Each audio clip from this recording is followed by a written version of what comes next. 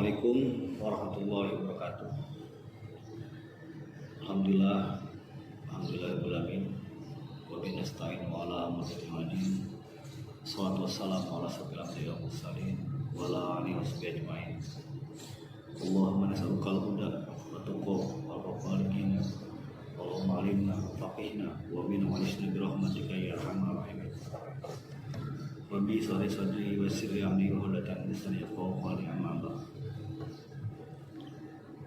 Kepala Sekolah SMA Negeri 1 Tegawaru yang saya hormati,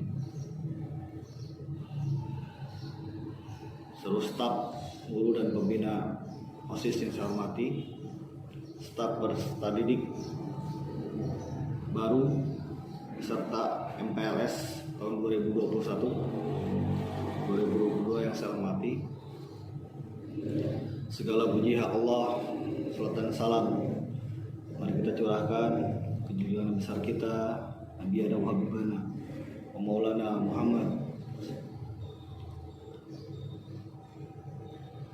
Sebelumnya, yang pertama-tama, marilah kita tingkatkan iman dan takwa kita kepada Allah SWT.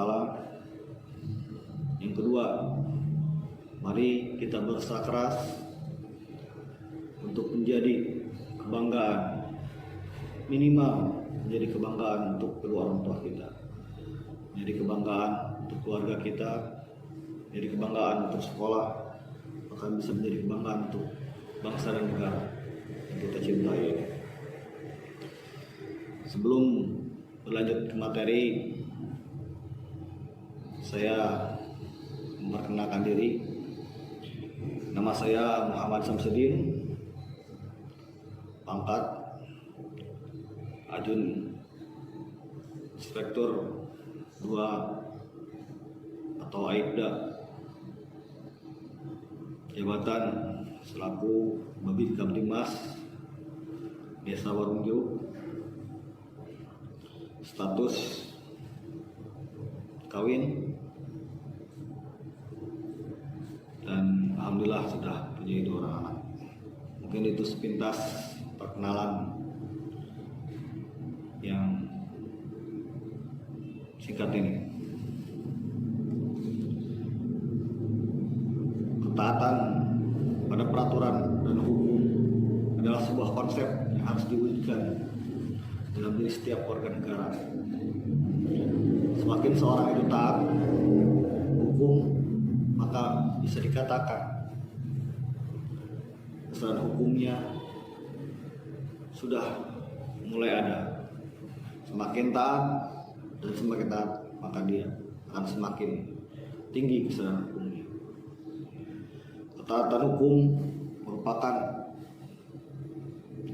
ketaatan yang dimulai dari kesadaran diri sendiri, dimulai dari kesadaran di masyarakat terhadap hukum yang berupa keyakinan akan nilai-nilai yang terdapat dalam diri manusia terhadap hukum. Dengan bahasa lain, ketaatan hukum seseorang memiliki arti bahwa orang yang memiliki ketaatan hukum akan otomatis memiliki kesadaran untuk mentaati peraturan, mentaati perundang-undangan yang berlaku baik dalam masyarakat maupun satu lingkungan, termasuk lingkungan sekolah ataupun satu negara. Maka untuk dapat melihat seseorang yang terjadi sebelum seseorang yang sudah memiliki kesadaran hukum yang tinggi, maka akan dengan mudah dia untuk melaksanakan peraturannya. Maka dengan senang hati dia akan melaksanakan apa yang dituangkan dalam peraturan. Maka dia juga tidak akan keberatan untuk menjauhi, bahkan tidak melakukan sesuatu yang dilarang dalam satu peraturan. Baiklah, sekarang kita akan masuk ke materi pertama, yaitu tentang tata tertib lalu lintas. Adik-adik sekalian, adik-adik sangat senang hidup di zaman modern ini, karena adik-adik bisa berpindah dari satu tempat ke tempat lain dengan mudah, yaitu dengan menggunakan kendaraan. Akan tetapi kemudahan ini apabila tidak dilakukan dengan disiplin, tidak dilakukan dengan menuruti peraturan lalu lintas, maka yang seharusnya bisa menjadi kemudahan yang akhirnya bisa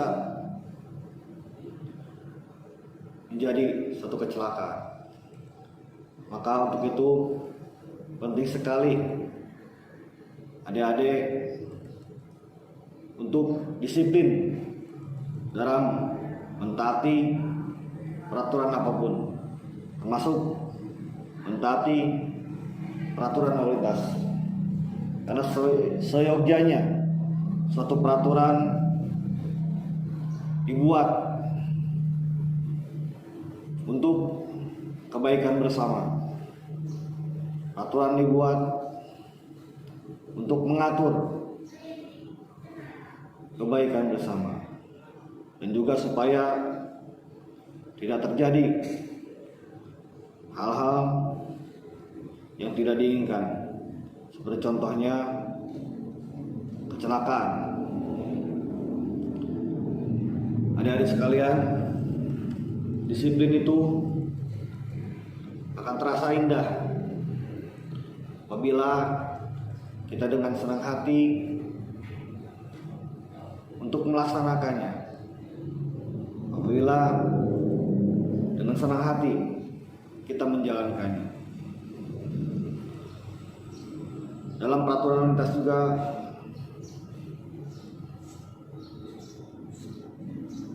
banyak faktor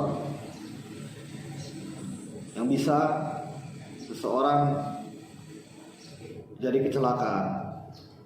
Di antaranya yang pertama yaitu faktor yang ada dalam diri sendiri. Salah satunya faktor kelalaian. Seperti apabila adik-adik ngantuk ataupun kurang sehat, kemudian adik-adik memaksakan menaiki suatu kendaraan, bisa itu sepeda ataupun mobil, maka akan berisiko tinggi untuk terjadi kecelakaan. Maka penting sekali adik-adik untuk memperhatikan faktor-faktor yang bisa menimbulkan kecelakaan. Kemudian selain faktor diri sendiri, ada faktor luar ataupun faktor kendaraan. Di antaranya apabila kendaraan kita tidak kita cek, banyak kempes, tidak ada spion, tidak ada klaksonnya, ataupun tidak dilengkapi peralatan keamanan, peralatan layak jalan, sehingga bisa menimbulkan risiko tinggi terjadinya kecelakaan. Juga ada faktor jalan, bisa jalan itu rusak, bisa jalan itu berlubang, maka adik-adik harus belajar disiplin dan terus disiplin. Adik-adik sekalian yang Bapak banggakan, tertib lalu lintas merupakan suatu tindakan yang mulia dengan adik-adik disiplin berlalu lintas di jalan, maka adik-adik akan menampilkan sifat yang mulia, akan menampilkan keteladanan, sehingga adik-adik bisa menjadi contoh yang baik untuk masyarakat. Jangan sampai adik-adik sebaliknya, justru seorang pelajar banyak di zaman sekarang ini naik motor dengan menggunakan knalpot racing yang tidak enak didengar, pakai spion, ditrondolin, bahkan beberapa kasus adanya kecelakaan yang terjadi di Polsek Pleret ini. Salah satunya banyak anak-anak usia remaja yang melakukan balapan-balapan liar. Sudah diperiksa dan diamankan kendaraannya. Di antaranya ada yang sengaja tidak memakai rem, sehingga akan sangat berisiko untuk terjadi kecelakaan. Sekali lagi, mari kita belajar disiplin dan terus disiplin. Karena seseorang yang disiplin, seseorang yang mentaati peraturan, insya Allah akan selamat.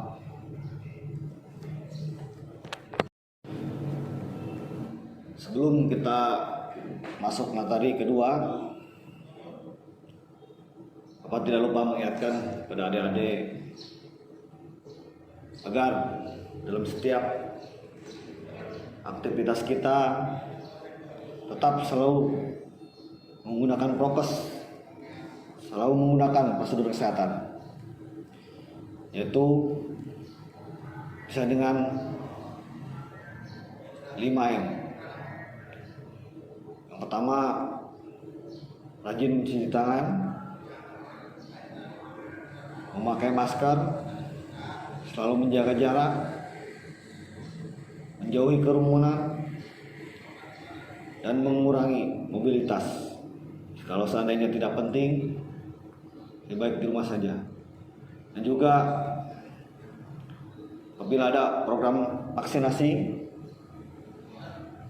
segera ikuti, jangan sampai takut, karena justru dengan vaksinasi ini kita berusaha untuk menjaga badan kita, untuk menjaga imun kita dari paparan virus COVID. Adik-adik sekalian yang Bapak cintai dan Bapak banggakan, baiklah adik-adik sekalian, kita masuki materi terakhir, itu tentang narkoba. Seperti yang kita tahu, narkoba itu singkatan dari NAR-nya itu narkotika, O-nya itu psikotropika, dan B-nya itu bahan-bahan berbahaya atau bahan-bahan terlarang. Di Indonesia sendiri narkoba dilarang secara hukum, dan larangannya diatur dalam Undang-Undang Nomor 35 Tahun 2009 tentang narkotika.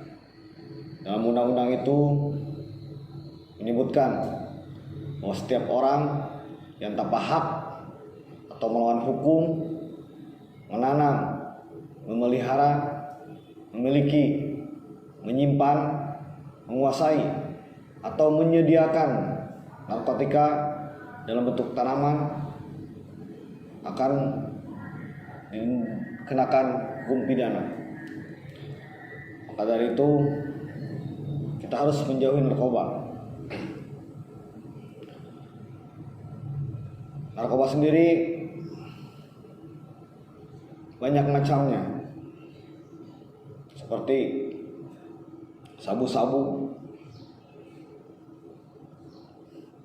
ekstasi, inek, tembakau gorila,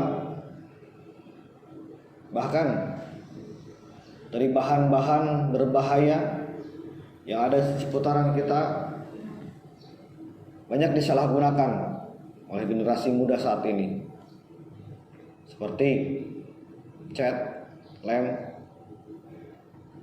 Ini banyak digunakan sama generasi muda, bahkan yang sangat mengkhawatirkan, anak-anak usia SD sudah banyak yang kecanduan narkoba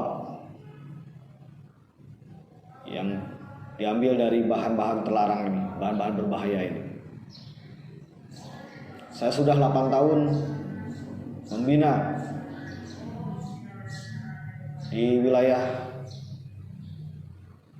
Tegawaru ini yang notabene masih di pelosok, cuman sangat memprihatinkan. Banyak anak-anak usia SD sudah kecanduan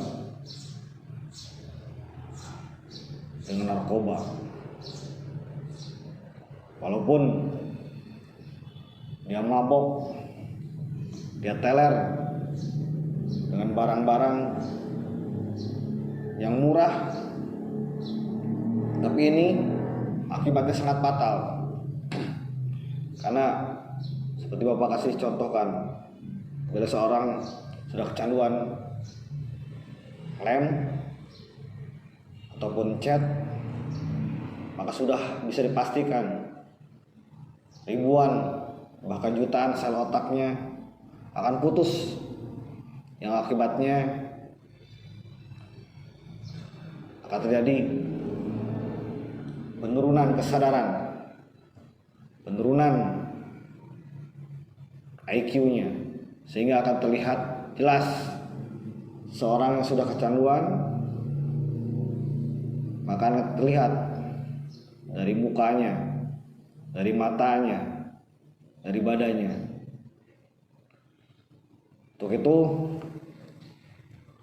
jangan sekali-kali adik-adik mencoba-coba narkoba. Karena Bapak ibaratkan seperti ini, seseorang yang sudah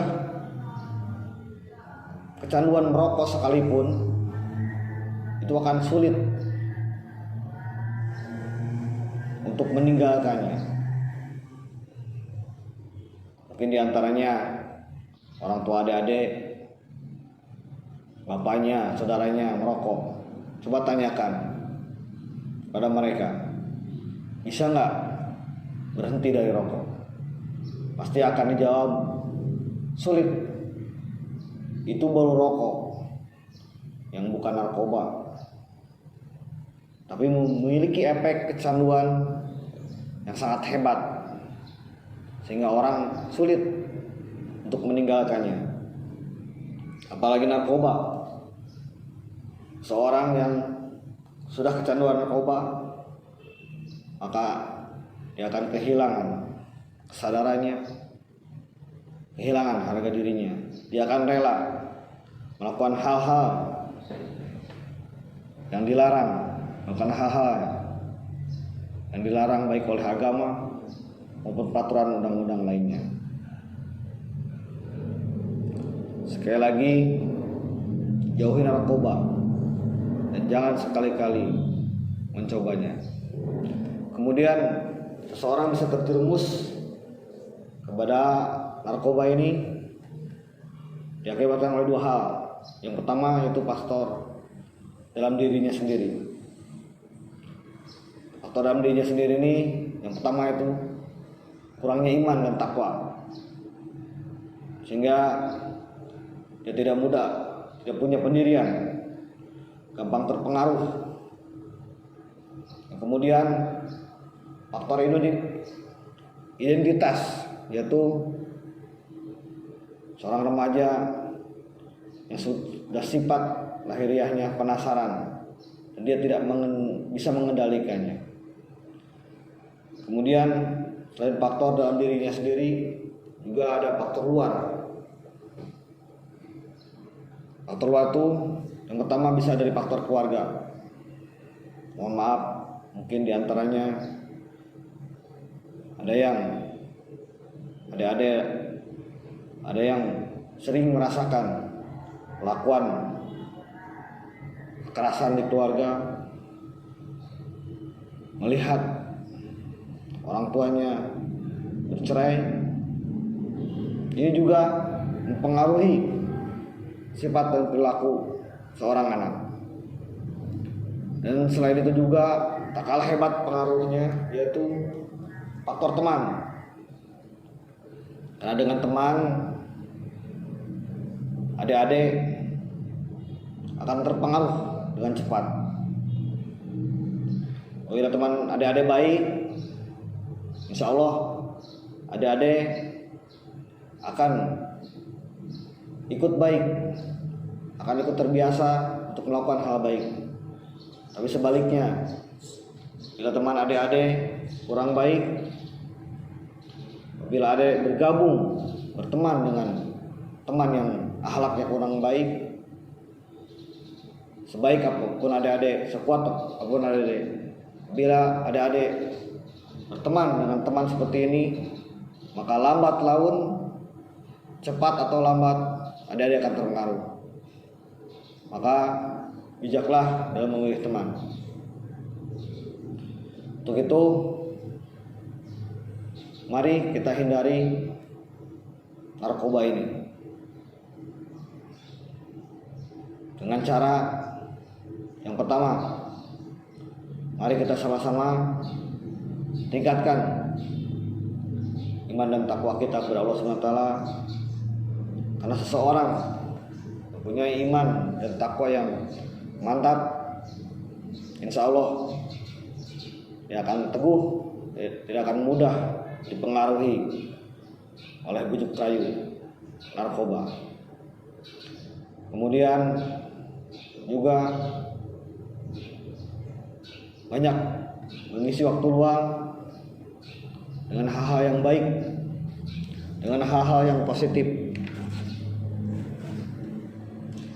sehingga waktu senggang adik-adik tidak digunakan untuk melakukan hal-hal yang mubazir ataupun hal-hal yang berbahaya.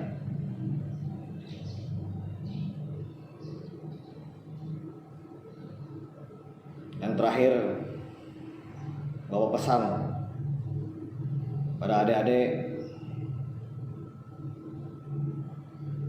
mari kita disiplin, mari kita perbaiki disiplin kita, mari kita perbaiki iman dan takwa kita kepada Allah Subhanahu wa taala. Karena seseorang yang sudah bisa bertakwa kepada Allah, insya Allah dia akan tenang hidupnya. Kemudian kunci kesuksesan seseorang di dunia ini salah satunya yaitu ridho orang tua. Ridho Allah, biridho walidain, wasuktullah bisukti walidain. Ridho Allah, ridho orang tua, dan murka Allah, murka orang tua. Untuk itu, mari kita sama-sama kita perbaiki sikap kita perbaiki bakti kita kepada orang tua. Insya Allah apa yang adik-adik cita-citakan, apa yang adik-adik inginkan, bila orang tua adik-adik sudah ridho, insya Allah Allah akan mengabulkannya. Dan yang terakhir, hormatilah kedua orang tua kita, hormatilah guru-guru kita, karena merekalah yang memberikan kita ilmu, merekalah yang memberikan kita pengetahuan, sehingga dengan menghormati guru-guru kita, dengan menghargai guru-guru kita, insya Allah keberkahan ilmunya akan kita rasakan. Karena bagaimana mungkin ilmu dari guru-guru kita akan berkah apabila kita tidak menghargai guru kita, tidak menghormati guru-guru kita. Sekali lagi, selamat pada peserta MPLS siswa-siswi SMA Negeri Tegalwaru. Semoga ke depan kalian bisa menggantikan kami, bisa menjadi generasi penerus bangsa yang berakhlakul karimah, juga mempunyai kemampuan yang baik di bidang pendidikan dan bisa memajukan masyarakat, bangsa dan negara. Kiranya dari saya sekian, kurang lebihnya minta maaf. Wabillahi taufiq wal hidayah. Assalamualaikum warahmatullahi wabarakatuh.